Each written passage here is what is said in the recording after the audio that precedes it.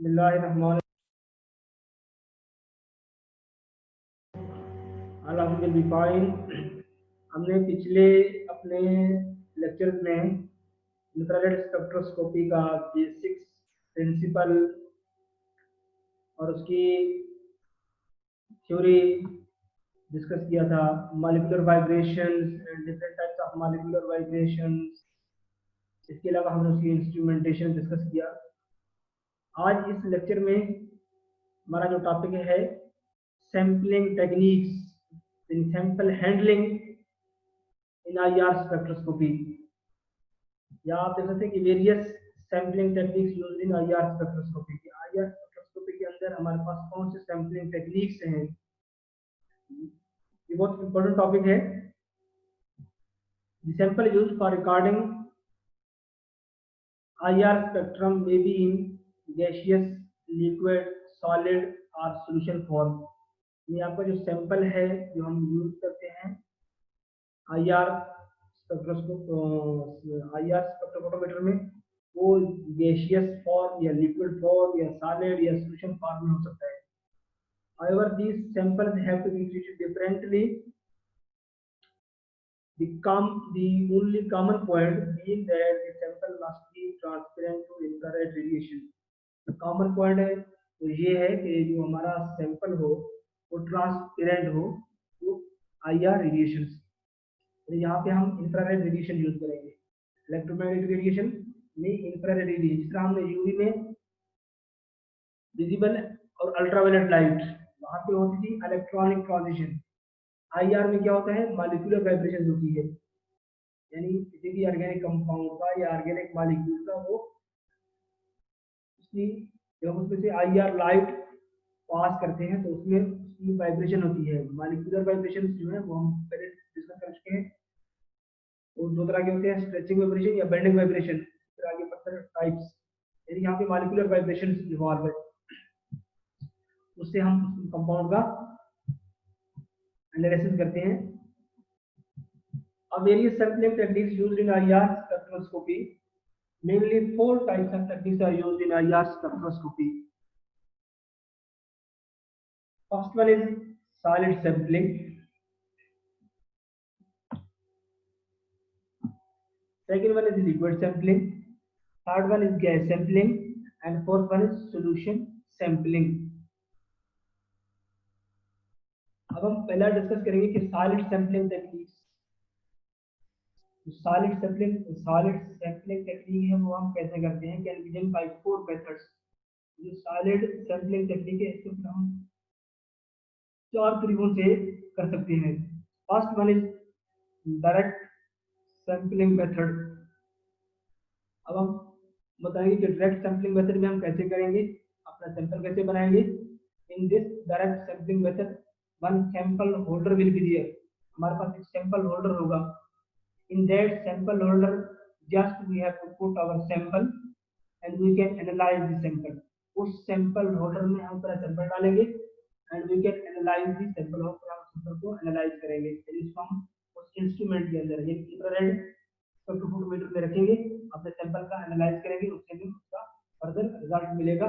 For example this sample holder, जिस तरह आपने यूवी में हमने वो यूज किया था, आपको याद होगा तो सेल क्वार्ट्ज सेल यूज किया था। तो this is our sample holder. So here we have to put our sample, उसके अंदर अपना सैंपल पुट करेंगे and directly we will put our sample holder in our instrument. तो फिर हम अपने इंस्ट्रूमेंट में रखेंगे, जिसका हमने यूवी में किया है और हमने बहुत सारे प्रैक्टिकल भी परफॉर्म किए हैं। And infrared radiation will come to the sample and ultimately it will give the result, और अल्टीमेटली वो हमें रिजल्ट देगा। अब सेकंड मेथड जो है दैट इज पैलेटाइजेशन टेक्निक। इसमें हम पेलेट बनाते हैं, जैसे टेबलेट की तरह। Pelletisation technique second technique. इस टेक्निक में in this technique we have to use some alkali halides, मसलन KCl, सॉरी KBr या NaCl।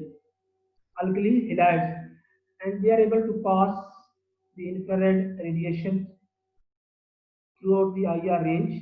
That's why we are using alkali halide as a diluent in the infrared spectroscopy. अब alkali halide जो commonly हम use करते हैं वो दो है, एक पोटेशियम ब्रोमाइड PBr और दूसरा NaCl। इसको मैंने फिर बोल्ड करके लिखा हुआ है, और ये जो बोल्ड करके इसलिए लिखा है, एक तो समझने में आसानी, पढ़ने में आसानी, और ये ऑब्जेक्टिव पॉइंट ऑफ व्यू के लिए भी इसलिए बहुत इंपॉर्टेंट है। अब potassium bromide and NaCl are used for preparation of finish with sample, act as a diluent और ट्रांसपेरेंट फॉर IR रेडिएशन। अब हम कहते हैं कि so how pelletisation takes place, कैसे होती है? For pelletisation first we have to take our sample, and that sample will be mixed with either potassium bromide or sodium chloride NaCl। Generally आमतौर पे हम जो इस्तेमाल करते हैं वो पोटेशियम ब्रोमाइड ही इस्तेमाल करते हैं। Generally we are using potassium bromide so that sample will be mixed with potassium bromide. जिसका टेबलेट के अंदर हम एक्सिपिएंट मिक्स करते हैं, टेबलेट बनाने में एक्सिपिएंट का एक रोल होता है ना, active ingredient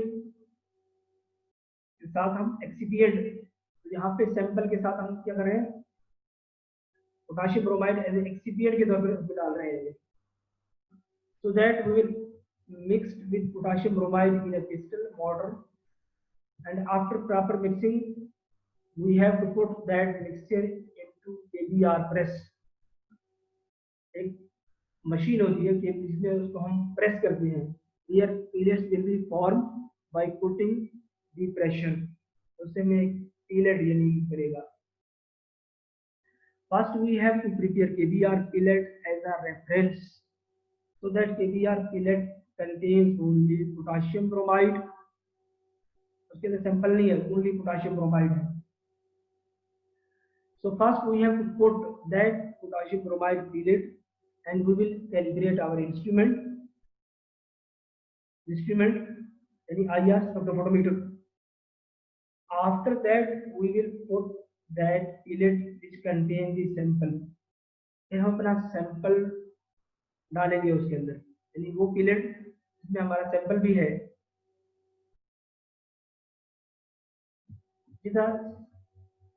second technique that is pelletisation technique. Simple है, कोई मुश्किल नहीं है। थर्ड टेक्निक जो है वो है mulling technique. As its name suggest, in mulling technique mull will be present और paste will be present. Mull is also known as paste. So in molding technique, some molding agent will be used for preparation of paste, and that molding agents are कौन कौन से हो सकते हैं? नोजोल भी हो सकता है, हेक्साक्लोरोब्यूटाडाइन, फ्लोरोफ्लोरोकार्बन, ये तीन तरह के मोल्डिंग एजेंट हम इस्तेमाल कर सकते हैं, यूज कर सकते हैं।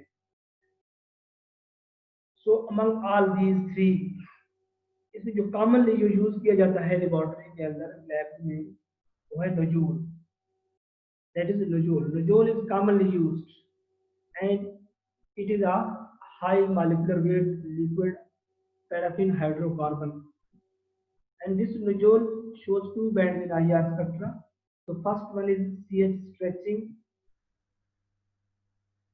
and its range is this 3030 centimeter inverse to 2860 centimeter inverse, and it will also CH bending vibration को शो करते हैं इस रेंज में 1460 centimeter inverse to 1374 centimeter inverse. So both these peaks will show by nodule. So in this technique, first we will take our sample and then we will put the Nijol,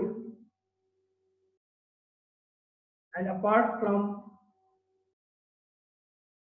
Nijol we can use both these as mulling agent, यानी Nijol के अलावा हम दूसरे उनको भी हम use कर सकते हैं as a mulling agent, and after that it will be converted in the form of paste and ultimately it will act as a sample, तो एक्ट करेगा एज सैंपल, और इसी को हम फिर उस इंस्ट्रूमेंट में यानी आईआर इंस्ट्रूमेंट में हम उसको रखेंगे और उसको एनालाइज करेंगे, इससे हमें उसका रिजल्ट मिलेगा। और लास्ट है solid sampling for solution, solid sampling for solution, solid sampling में लास्ट है सॉलिड सैंपलिंग फॉर सॉल्यूशंस। इस टेक्निक में हम क्या करते हैं, so in this technique we will prepare our KBr or NaCl pellet, and in this pellet we will put the solution of our sample, हमारे पास sample के वो solution form में है, we will put the solution of our sample in a volatile solvent, and that volatile solvent will be evaporated and ultimately sample will go to the surface of this KBr or NaCl।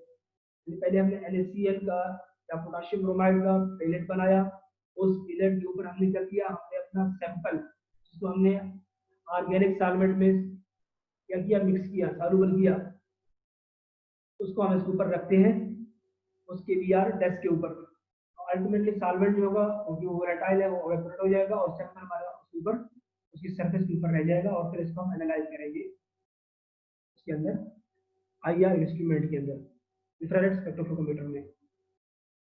तो generally in this technique solid sampling for solution है, so generally in this technique polymers, fats and wax material can be analyzed। अब next sampling technique है liquid sampling technique.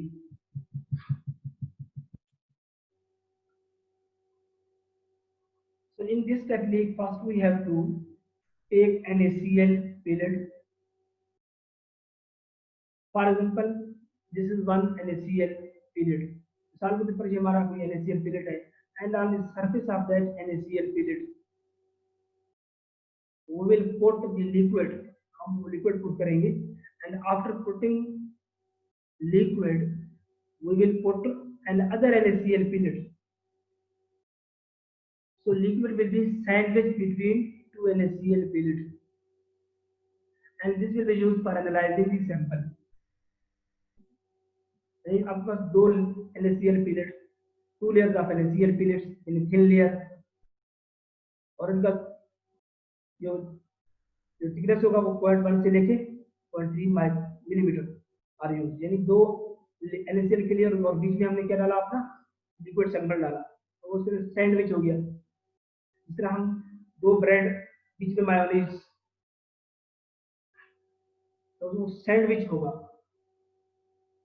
तो फिर उसको हम क्या करेंगे, फर्दर एनालाइज करेंगे, उस इंस्ट्रूमेंट में रखेंगे और उसको एनालिसिस करेंगे। लिक्विड सैंपलिंग टेक्निक है, ये हम कैसे करेंगे, ये हम इस तरह से करते हैं, तो मैंने आपको बता दी है लिक्विड सैंपलिंग टेक्निक। इसी तरह आगे चलते हैं गैस सैंपलिंग टेक्निक। अगर हमारे पास सैंपल गैस है, गैस सैंपलिंग टेक्निक, तो एक बार सैंपल इन गैस और gaseous form, so in gas sampling technique gas cell is used and the length of that gas cell is up to 10 centimeter and this is made up of NaCl, so this gas cell containing sample will put directly into the path of IR radiation and sampling takes place। next is solution sampling technique। so in solution sampling technique we have to take this solvent and that solvent will be used to dissolve the sample,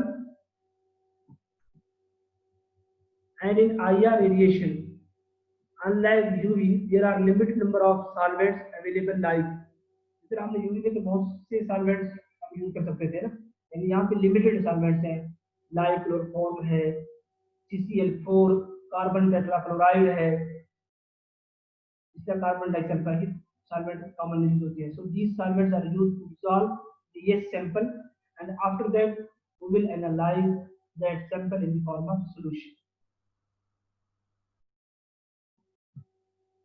ये एक बात मैंने लिखी है note, in all sampling technique we have to avoid use of water. हम water बिल्कुल use नहीं कर सकते, और मॉइस्चर कंटेंट, यानी in all the sampling technique we have to avoid use of water or moisture content, because moisture or water will highly absorb under IR radiation.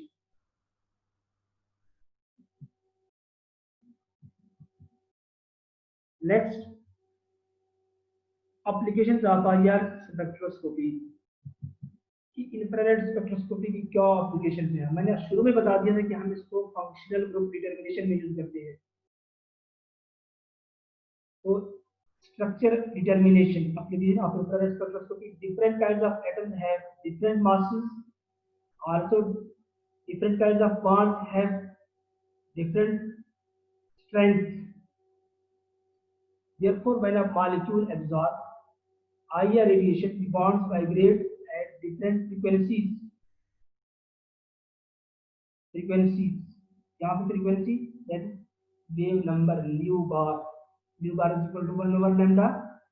If we determine the position of absorption of different bonds in a molecule, it is possible to correlate the bonds stretching frequency to the type of bond, and thus to determine the functional group present in the molecule.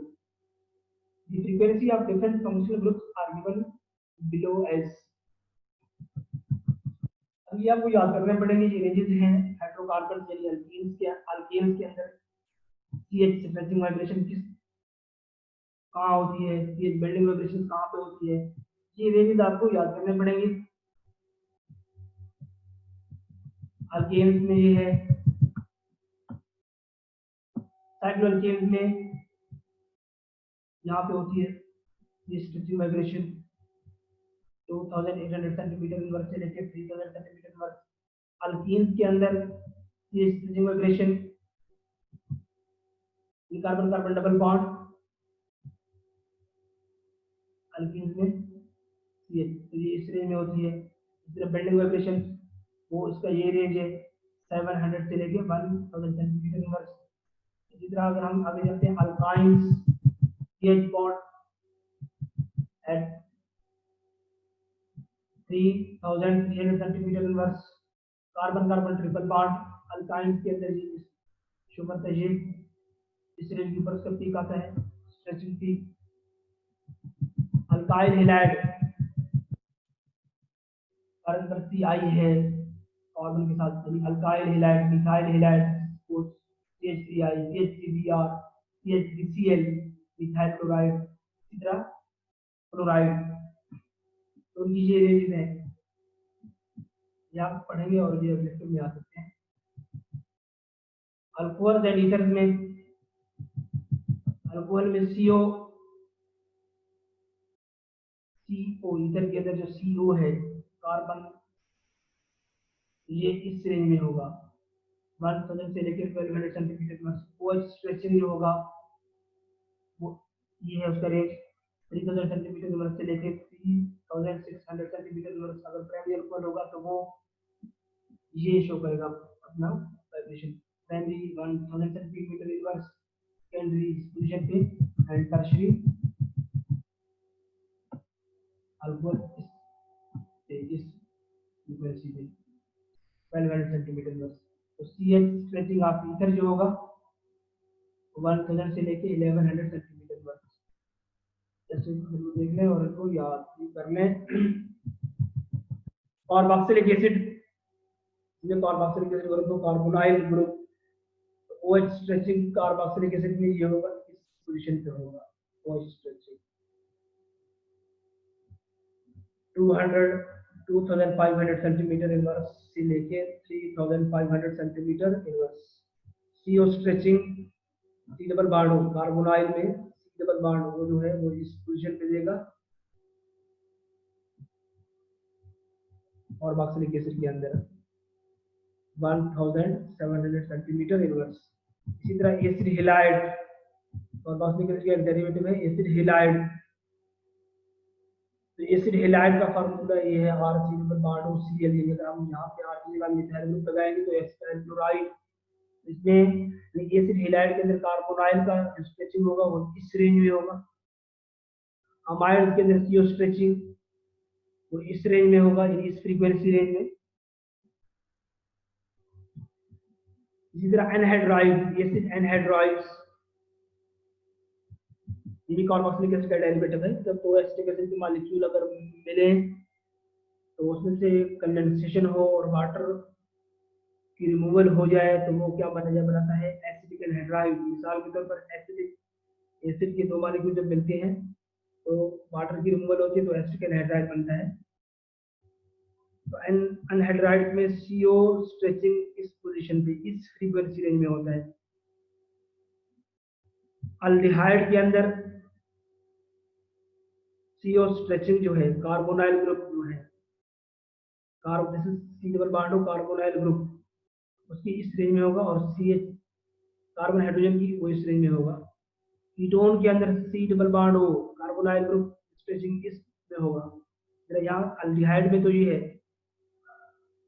1725 पे, तो ketone में ये देगा carbonyl stretching इस position पे देगा 2700 centimetre inverse. इसी तरह अमाइंस में NH जो है ग्रुप जो है NH group is observe eight 3100 centimetre 150 centimetre inverse से लेके 3400 सेंटीमीटर इनवर्स। इससे फंक्शनल ग्रुप का पता चलता है। एस्टर का CO एस्टर में CO होता है अब इथाइल एसीटेट तो उसमें जो CO स्ट्रेचिंग होगा वो इस रेंज में होगा, मतलब पीक्स देगा इस फ्रीक्वेंसी के ऊपर 1704 सेंटीमीटर और 1740 centimetre inverse.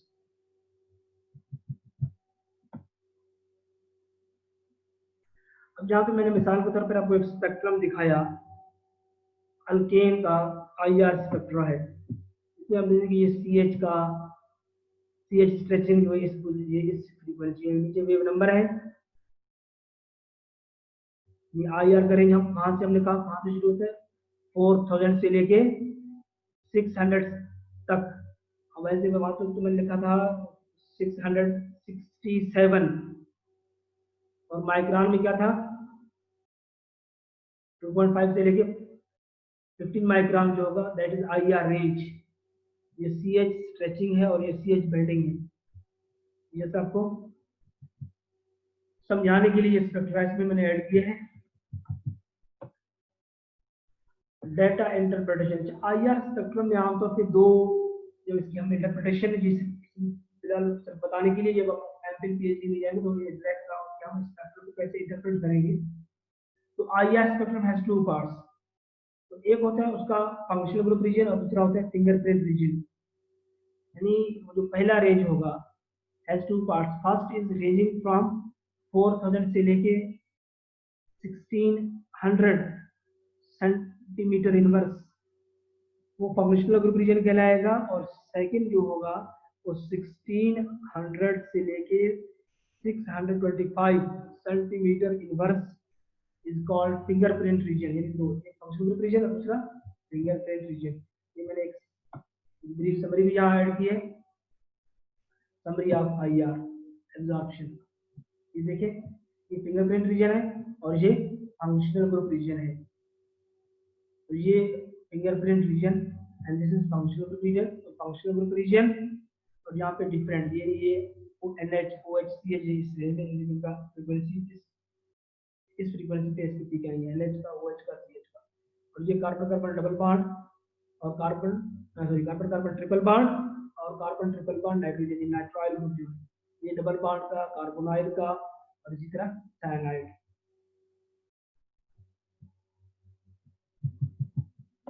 And this is the end, wish you best of luck. तो ये हमारा IR स्पेक्ट्रोस्कोपी का यहाँ पे इख्तिताम होता है। तो इस तरह हम नेक्स्ट हम डिस्कस करेंगे NMR स्पेक्ट्रोस्कोपी